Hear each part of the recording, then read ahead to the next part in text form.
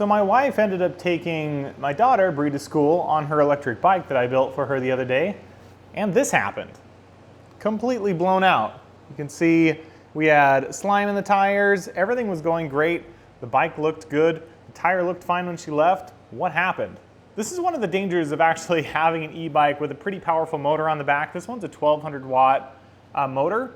One of the issues is you gotta check for tire pressure. So if you don't have enough tire pressure, what's gonna happen is that your bead is not gonna hold and you won't have enough pressure to hold the tire on there, and you're gonna spin it, and what you're gonna do is you're gonna rip the inner tube stem out and you're gonna need to replace your whole rear inner tube, which is what we're gonna be doing today.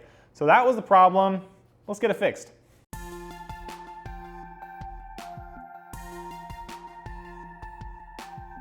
This side is good, and do the same thing to the other side.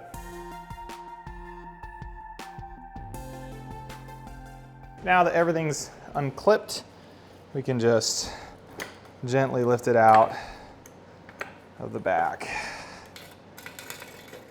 Now it's just a standard tire change like you would normally do. So of course we need to take out the core and put in some slime.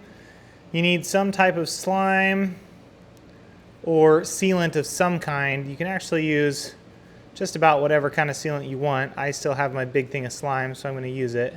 4 pumps should be enough. That's 4 ounces of slime for a 26-inch tire. Should be good for the next couple of years. So what's interesting about this bike is that this is a 27.5-inch frame. So the front wheel is actually 27.5 inches. And the kit that I used to install this wheel was only 26 inches. It was quite a bit cheaper to get the 26-inch kit. And there wasn't a 27.5-inch kit from eBikeling, so I went ahead and got that. I could have done a 27.5-inch kit with, in hindsight, and I would probably do that next time. But it worked out just fine. 26-inch works great. You can't even really tell once it gets on the bike. There we go. Brakes are pretty good. That's something that I don't want to swap at the same time, but those are looking pretty good. Okay, fit into the brakes just fine. Let me make sure we're the right direction. We are.